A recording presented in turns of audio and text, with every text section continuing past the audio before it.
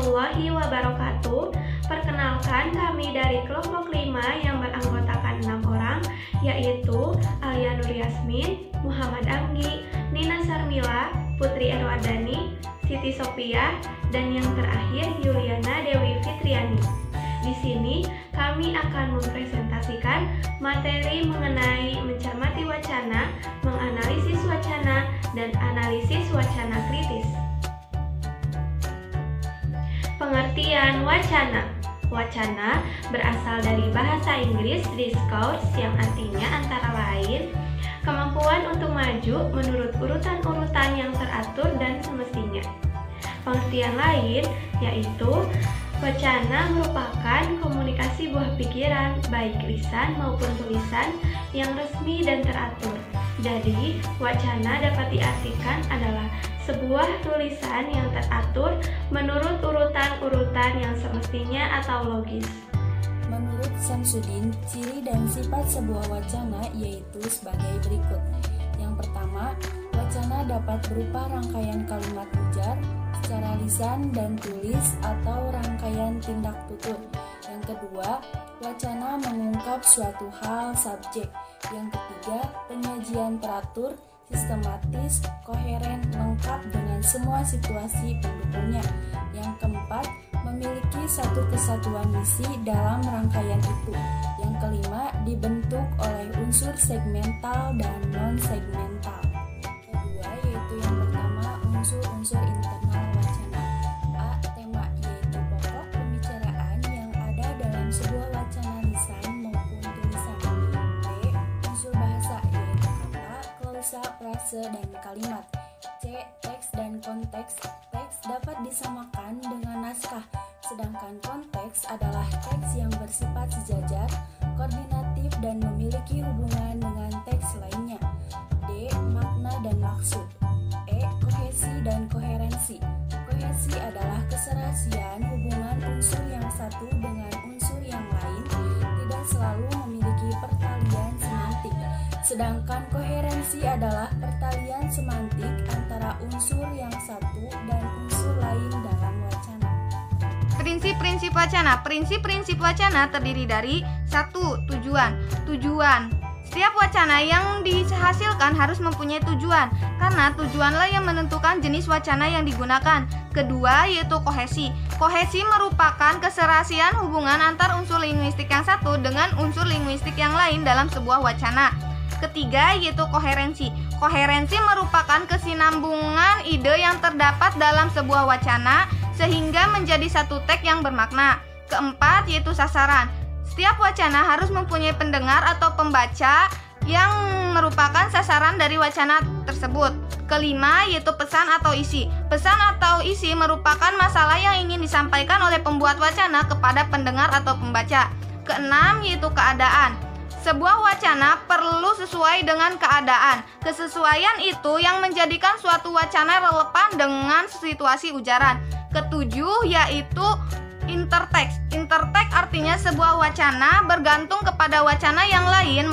Melalui interteks, sebuah wacana lebih mudah dipahami oleh pendengar atau pembaca. Jenis-jenis wacana berdasarkan bentuknya. Yang pertama, wacana naratif, bentuk wacana yang dipergunakan untuk menceritakan suatu kisah, uraiannya cenderung ringkas.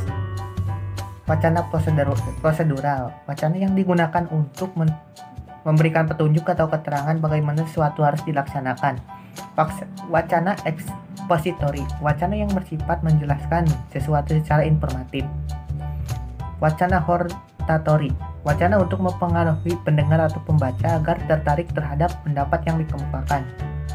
Wacana dramatik, bentuk wacana yang berisi percakapan antar penutur. Wacana epistoleri, yaitu wacana yang dipergunakan dalam surat menyurat. Wacana seremonial, yaitu bentuk wacana yang digunakan untuk dalam kesempatan seremonial atau upacara. Jenis wacana berdasarkan media penyampaiannya. Jenis wacana berdasarkan media penyampaiannya dibagi menjadi dua, yaitu wacana tulis dan wacana lisan. Wacana tulis adalah jenis wacana yang disampaikan melalui tulisan. Contoh dari wacana ini dapat kita temukan dalam bentuk buku, makalah, atau artikel berita dalam koran. Yang kedua yaitu wacana lisan. Wacana lisan adalah jenis wacana yang disampaikan secara lisan atau langsung. Contoh dari wacana ini ialah siaran langsung di televisi atau radio dan percakapan langsung antara dua orang atau lebih. Selanjutnya yaitu jenis wacana berdasarkan jumlah penuturnya. Jenis wacana berdasarkan jumlah penuturnya dibagi menjadi dua, yaitu wacana monolog dan wacana dialog. Wacana monolog adalah jenis wacana yang dituturkan oleh satu orang penutur. Contoh dari wacana ini ialah ceramah dan pidato. Yang kedua yaitu wacana dialog. Wacana dialog adalah jenis wacana yang dituturkan oleh dua orang penutur atau lebih. Contoh dari wacana ini ialah percakapan langsung antara dua orang atau lebih dan skenario film. Jenis-jenis wacana yang pertama berdasarkan sifat. 1. Wacana fiksi. Bentuk dan isi wacana fiksi berorientasi pada imajinasi, tampilan bahasanya mengandung keindahan estetika. Contohnya wacana prosa dan wacana puisi. Kedua, wacana non-fiksi. Suatu wacana dari hasil olah pikir manusia yang melibatkan data dan informasi nyata dan kadang menggunakan kaidah-kaidah penulisan yang baku. Contoh wacana non-fiksi yaitu opini, esai, artikel, dan laporan penelitian. Jenis-jenis wacana yang kedua yaitu berdasarkan isi. 1. Wacana politik, 2. Wacana sosial, 3. Wacana ekonomi, 4. Wacana budaya, 5. Wacana militer, 6. Wacana hukum, 7. Wacana olahraga.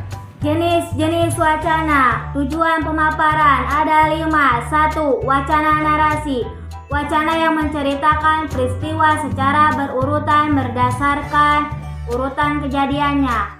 Unsur-unsur penting dalam sebuah narasi adalah kejadian, tokoh, konflik, alur atau plot, serta latar yang terdiri atas latar waktu, tempat, dan suasana. Narasi dapat bersifat fakta atau fiksi atau cerita rekaan. Narasi yang bersifat fakta antara lain biografi, autobiografi, dan pengalaman. Sedangkan yang berupa fiksi diantaranya cerpen dan novel. 2. Wacana deskripsi. Wacana yang menggambarkan sesuatu dengan jelas dan terperinci.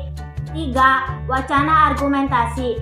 Paragraf yang mengemukakan berbagai alasan, contoh, dan bukti yang kuat atau logis, serta meyakinkan agar pembaca terpengaruh dan membenarkan pendapat penulis. 4. Wacana persuasi. Wacana yang berisi ajakan kepada orang lain untuk melakukan sesuatu. 5. Wacana eksposisi. Karangan yang menjelaskan secara terperinci sesuatu dengan tujuan memberikan informasi dan memperluas pengetahuan pembacanya.